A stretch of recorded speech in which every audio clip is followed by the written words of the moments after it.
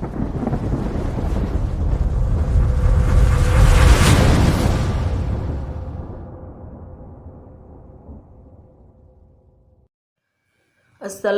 আলাইকুম, welcome back to my channel Shyamali's cooking.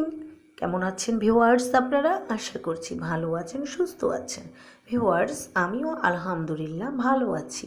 Viewers, আজ আমি আপনাদের কাছে নিয়ে এসেছি এমন একটি রেসিপি যে আপনারা অনেকেই পারেন। যারা পুরনো গৃহিণী আছেন, আবার নতুন গৃহিণী আছেন, অনেকে পারেন, আবার অনেকেই এটি পারেন না। তবে ভিউয়ার্স, আজ আমি নতুন গৃহিণী ও পুরনো অনেক গৃহিণীদের জন্যই এই রেসিপিটি নিয়ে এসেছি, ইলিশ মাছের দো পেঁয়াজা। ভিউয়ার্স, নিয়ে নিয়েছি একটি ইলিশ মাছ কেটে টুকরো টুকরো করে।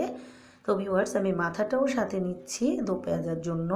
তো এখানে প্রথমে আমি হলুদ ফাঁকি দিয়ে দিচ্ছি আধা চা চামচ এবং মরিচের গুঁড়া দিয়ে দিচ্ছি আধা চা চামচ। এবারে দিয়ে দিচ্ছি একটুখানি লবণ, দিয়ে আমি একসাথে এটি মিলিয়ে মিশিয়ে মাখিয়ে নিচ্ছি মশলাটাকে। এবারে ভিউয়ার্স, হাত দিয়ে আমি মাথাটার ভিতরে ভালোভাবে মশলাগুলো ঢুকিয়ে নিয়ে এটাকে ম্যারিনেট করছি। ভিউয়ার্স, সবসময় মাথার ভিতরে যদি মশলা না দেওয়া হয় তাহলে কিন্তু মাথাটা খেতে মজা হয় না। এবারে ভিউয়ার্স, মশলা মাখিয়ে নেওয়ার পর চুলাতে বসিয়ে দিয়েছি একটি প্যানে দিয়ে দিয়েছি তেলটি গরম হয়ে এসেছে। এবারে দিয়ে দিচ্ছি এখানে মাছগুলো। সবগুলো মাছ আমি একসাথেই দিয়ে দেব ভিউয়ার্স, ভেজে নেব মাছগুলোকে। ভাজার পরে আমি দেখাচ্ছি এটি কি করব। ভেজে নিয়েছি ভিউয়ার্স মাছগুলো, এবার আমি এক এক করে উঠিয়ে নিব। তবে ভিউয়ার্স, মাছগুলো কিন্তু আমি হালকা ভেজে নিয়েছি, আর সেই জন্যই মশলাটা একটু বেশি মাখিয়েছি। তো ভিউয়ার্স, মাছগুলো উঠিয়ে নিচ্ছি এক এক করে সবগুলো। মাছগুলো ওঠানো হয়ে গেলে পরে আমি আবার সেই একই তেলে ফ্রাই প্যানে দিয়ে দিচ্ছি কুচি করে রাখা 300 গ্রাম পেঁয়াজ কুচি। ভিউয়ার্স, কম বেশি আপনার ইচ্ছে মতো দিয়ে নেবেন। আমি এখানে 300 গ্রাম দিয়েছি। এবার আমি পেঁয়াজটাকে মিলিয়ে মিশিয়ে নেড়ে নিচ্ছি তেলের সাথে। আমি নেড়ে চেড়ে এটিকে ভেজে নেব। তবে ভিউয়ার্স, আধা আধা করে ভাজবো।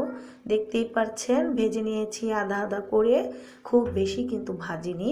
আর যারা নাকি আবার আধা পেঁয়াজের তরকারিটা খেতে পারেন না, তারা আবার আরেকটু বেশি ভেজে নেবেন। এবারে ভিউয়ার্স, আমি মাঝখানে দিয়ে দিব 1 টেবিল চামচ আদা রসুন একসাথে পেস্ট করা। ভিউয়ার্স, ইলিশ মাছে কখনো বেশি আদা রসুন বাটা দেওয়া চলে না, কারণ ইলিশ মাছ জাতীয় মাছ এবং এটির জাতীয় একটি ফ্লেভার আছে।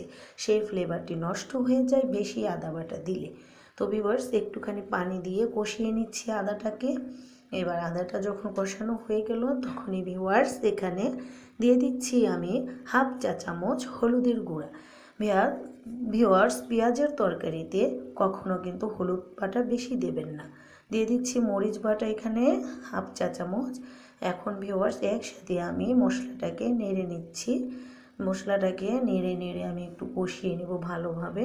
কষানো হয়ে গেলে ভিউয়ার্স, দিয়ে দিচ্ছি এখানে মরিচের ফালা। কাঁচা মরিচের টুকরোগুলোর সাথে পেঁয়াজের সাথে একসাথে তেলে আবার একটু আমি কষিয়ে নিচ্ছি ভিউয়ার্স। কষানো যখন হয়ে যাবে তখন এখানে আমি আবার দিয়ে দিচ্ছি একটুখানি পানি। এবার পানির সাথে আমি আবার মশলাটাকে একটু ভালোভাবে কষিয়ে নেব, যাতে এটির কাঁচা গন্ধটা দূর হয়ে যায়। ভিউয়ার্স, কালারটা দেখে বুঝতে পারছেন এখানে কিন্তু অনেক বেশি মশলা দেয়নি, কারণ এটা পেঁয়াজের তরকারি। আবার ইলিশ মাছেও কিন্তু বেশি মশলা চলে না। কষানো হয়ে গেছে ভিউয়ার্স, তেল ভেসে উঠেছে, এতেই আমরা বুঝতে পারছি যে এটি কষানো হয়ে গেছে। এবার ভিউয়ার্স, এখানে আমি দিয়ে দিব আগে থেকে টুকরো করে রাখা ফালি করে রেখেছি টমেটো। সেই টমেটোগুলো এখানে ছড়িয়ে পুরোটা দিয়ে দিচ্ছি। তারপরে ভিউয়ার্স, এখানে আমি যা করব তা হচ্ছে আমি এটিকে মিলাবো না, কিন্তু পানি দিয়ে দিব এখানে আমি 1 কাপ পরিমাণ, বা প্রয়োজনে আরও একটু কম বেশিও আপনারা দিতে পারেন। তো ভিউয়ার্স, এখানে পানি একটু বেশিই লাগবে, কারণ এখানে কিন্তু আমি ইলিশ মাছের মাথাটা যে নিয়েছি।